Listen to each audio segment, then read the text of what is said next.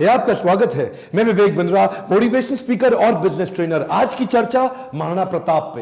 Comment box में बहुत आपने रिक्वेस्ट किया था, कौन है महाराणा प्रताप? 7.5 फुट के कुंभलगढ़ में जन्म लिए मेवाड़ी राजा, राजस्थान के शक्तिशाली राजपूत। वो जब पूरा अकबर भारत को जीत चुका था, तब अकेले मेवाड़ में ये खड़े हुए अकबर के खिलाफ। अकबर को देखिए, अकबर कभी जीता नहीं, राणा कभी हारे नहीं। कौन थे महाराणा प्रताप? जब हल्दी घाटी का युद्ध हुआ था, 80,000 की सेना थी अकबर की, 15,000 की सेना थी महाराणा प्रताप की। ध्यान दीजिएगा, वो 80,000, ये 15,000। राणा बोलते थे एक आदमी 5 को खत्म करेगा।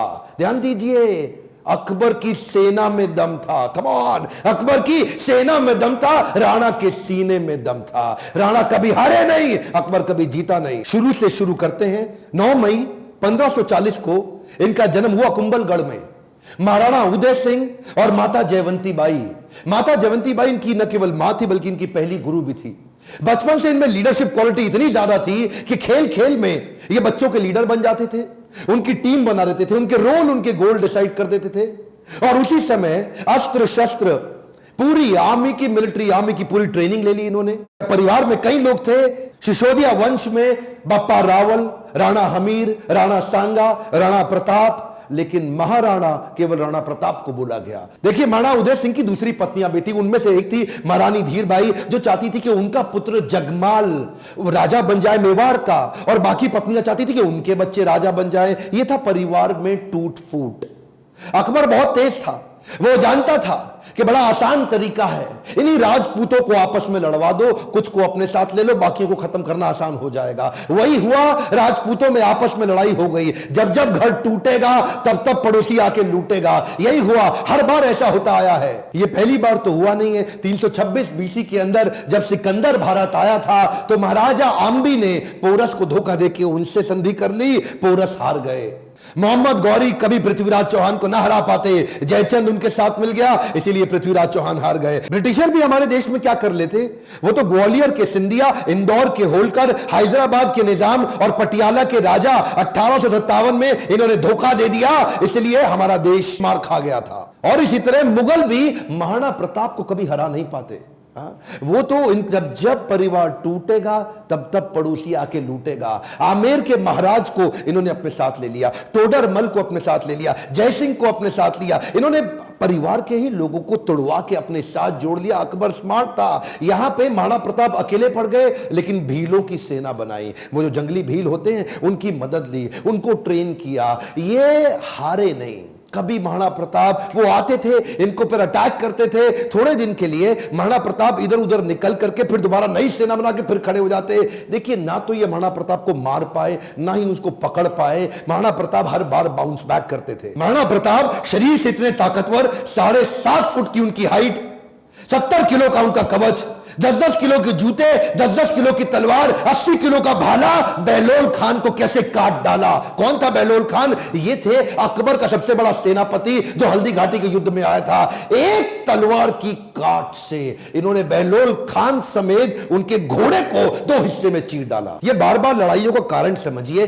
पॉलिटिकली और जियोग्राफिकली मेवाड़ अकबर के लिए दिल्ली से बहुत महत्वपूर्ण था। गंगा मार्ग के व्यापार मार्ग को यह पश्चिमी तट के साथ जोड़ता था। जियोग्राफिकली अगर वेस्टर्न हेमिस्फीयर से कुछ भी इंपोर्ट करना है, कुछ भी एक्सपोर्ट करना है, टेरिटरी से कोई सपोर्ट लेना है बाहर से भारत के, तो अकबर को मेवाड़ पार करना पड़ता था। मेवाड़ ऐसी किरकिरी बन गया, और ये मेवाड़ को जीत नहीं पा रहे, क्योंकि वहां पूरा भारत तो मान जाता था, और वहां महाराणा प्रताप अकड़ के खड़े थे। क्या है, एक्चुअली अकबर बहुत बड़ा था, और महाराणा प्रताप सेना के मामले में बहुत छोटे थे। लेकिन महाराणा प्रताप का वैराग्य जबरदस्त था। ये बाकी राजाओं की तरह भोग विलास, इंद्रिय तृप्ति इसमें नहीं थे।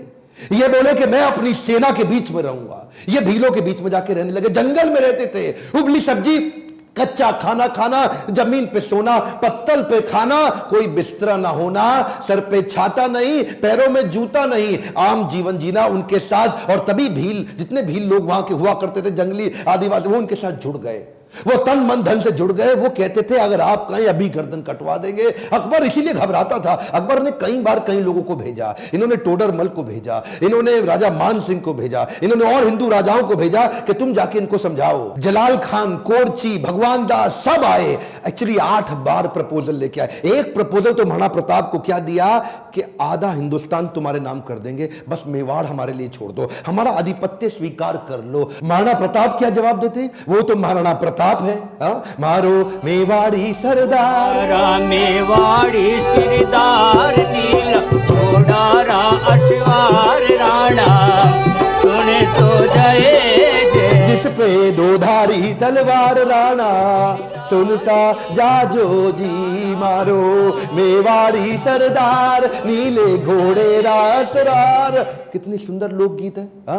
इतने सुंदर, आज भी इनको भगवान मानते। मारो मेवाड़ी सरदार। और ये तो क्या, अब्राहम लिंकन की मां ने उनको एक बार कहा कि बेटा तुम हिंदुस्तान जा रहे हो? बोला हाँ मैं हिंदुस्तान जा रहा हूं, एक काम करना मेरे लिए वहां से कुछ लाते आना। क्या चाहती हो मां? बेटा मैं चाहती हूं कि हल्दी घाटी से थोड़ी मिट्टी लेकर के आना।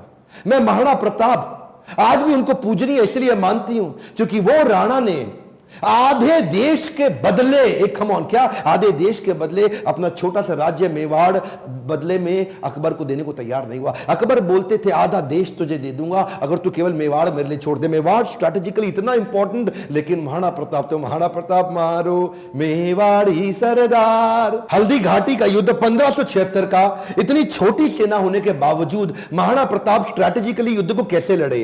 देखिए अरावली की जो रेंज थी, पहाड़ियों की और घाटियों की, उसकी बहुत जानकारी थी इनको। कीका ये वहीं पैदा हुए, वहीं घूमे। छापामार युद्ध, द्विकंटक नीति, सैनिकों को बोले पहाड़ियों में ऊपर से और घाटियों के नीचे से पूरी तरह कवर करो, और अफगानी राजाओं को अपने साथ लिया। हाकिम खान जो उस समय अकबर के खिलाफ था, ये जैसे जैसे अकबर इनके खिलाफ लड़ते, ये भी अपने स्ट्रेटेजिक अलायंस को बिल्ड करके अफगानी राजा को अपने साथ लेके आए। बहुत छोटी सेना के बावजूद अकबर के छक्के छुड़ा दिए। अकबर सामने नहीं आता था इनके, अकबर को डर था। इनकी तलवार, अकबर की हाइट कम थी, एक बार मारेंगे घोड़े हाथी समेत काट देंगे। चेतक इनका इतना पावरफुल घोड़ा कि उसके आगे ना सूंड लगा देते थे। हाथी कंफ्यूज होता था कि ये घोड़ा नहीं है, कहीं हाथी तो नहीं है। था साथी तेरा घोड़ा चेतक, जिसपे तू सवारी करता था, थी तुझमें ऐसी कोई खास बात जो अकबर तुझसे डरता था। ये जो चेतक घोड़ा था, नीले रंग का अफगानी घोड़ा, ये एकमात्र ऐसा घोड़ा है जिसके ऊपर कई कविताएं बन चुकी हैं आज तक देश में। चेतक, इसको अपने पुत्र से ज्यादा प्रेम करते थे महाराणा प्रताप। वो युद्ध के दौरान उन दिनों हाथी की सूंड के आगे तलवारें लगी होती थी। जब ये छलांग मार के अपने घोड़े के साथ जा रहे थे तो उस तलवार से एक पांव चेतक का कट गया। युद्ध के दौरान जब महाराणा प्रताप अकेले फंसे थे ना, तो यही वो चेतक था जो इनको भगा के एक कटी टांग से 28 फीट का गहरा नाला टाप के चला गया।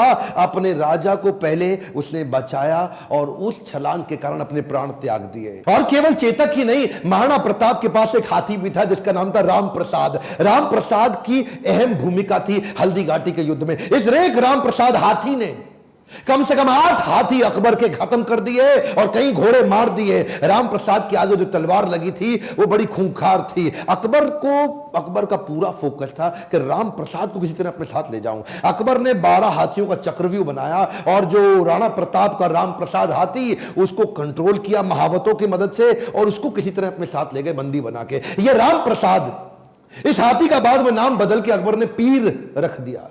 और ये पीर हाथी, इसको 28 दिन तक अकबर बोलते रहे सब कुछ खिलाओ सब कुछ पिलाओ। राम प्रसाद ने सब खाना बंद कर दिया, अन्न जल का त्याग कर दिया। अपने राणा प्रताप से बिछड़ने के दुख में वो ना कुछ खाया ना कुछ पिया। 28 दिन के बाद वो राम प्रसाद हाथी जो कमजोरी के कारण इसने अपना शरीर त्याग दिया। क्या बोला अकबर? अकबर बोला जिस महाराणा प्रताप के हाथी ने मेरे आगे सर नहीं झुकाया, मैं उस महाराणा प्रताप का सर कैसे झुकवा दूंगा। 1580 में अकबर ने फिर ट्राई किया। इस बार अपने अब्दुल रहीम खान खाना, जो उनका सबसे शक्तिशाली सूबेदार, उसको सूबेदार नियुक्त किया इस बार अजमेर में। और क्या बोले, मैं तुम्हें जिम्मेदारी देता हूं कि तुम इस बार मेवाड़ को किसी तरह जीत के मुझे ला दो, मुंह मांगा इनाम दूंगा अगर महाराणा प्रताप को पकड़ लाए। इधर कुंवर अमर सिंह जो कि सेनापति थे महाराणा प्रताप के, उन्होंने अब्दुल रहीम खान खाना को कंफ्यूज करने के लिए शेरगढ़ के पास एक अटैक किया। अब्दुल रहीम खान खाना का जैसे ही ध्यान भटका, कुंवर अमर सिंह उधर उनकी बेगम सहित उनके परिवार को बंदी बना के ले आया, उनकी बहू बेटियों को ले आया। पर जैसे ही महाराणा प्रताप को बात पता चली, उनको बड़ी आत्मग्लानि हुई, बहुत बुरा महसूस हुआ। आज भी यह बात सब जानते हैं कि महाराणा प्रताप स्त्रियों की बहुत सम्मान किया करते थे। अब्दुल रहीम खान खाना की पत्नी, उनकी बेटी, उनकी बहू, उनके बच्चों, सबको पूरे सम्मान के साथ कहा वापस छोड़ के आओ, वापस लेके आओ, युद्ध जंगे मैदान में करेंगे, औरतों को नहीं, औरतों की इज्जत पूरी इज्जत से वापस करेंगे। हल्दी घाटी का युद्ध इतना खौफनाक था कि 300 साल के बाद भी आज वो हल्दी वाली मिट्टी, उससे खून निकलता था। आज भी तलवारों के जत्थे मिट्टी के नीचे से निकलते थे। इतना खौफ कि युद्ध के बाद भी सिक्का, करेंसी, मुद्रा अभी भी महाराणा प्रताप के नाम की चलती थी, अकबर के नाम की करेंसी तक नहीं चल पाई। अकबर इतना घबराता था उसके नाम से कि कहता था रात को सोने से पहले कोई महाराणा प्रताप का नाम मत लेना मेरे आगे। महाराणा प्रताप का नाम लो है तो रात को सपने में आकर के मेरे को डराएगा। महाराणा प्रताप का खौफ इतना ज्यादा। एक बार की बात थी, एक अफवाह उड़ गई कि महाराणा प्रताप जो है ना, वो अपनी हार स्वीकार कर रहे हैं और अकबर का आधिपत्य स्वीकार करने को वापस आ गए हैं। तो उन दिनों अकबर के राज्य के अंदर जो बीकानेर के राजा हुआ करते थे, पृथ्वीराज राठौड़, इन्होंने राठौड़ को बुलाया। देखो पृथ्वीराज, क्या खबर आई है, महाराणा प्रताप आने को तैयार है। अब उन्होंने हार स्वीकार कर लिया। पृथ्वीराज राठौड़ माने नहीं, उन्होंने चिट्ठी लिख दी।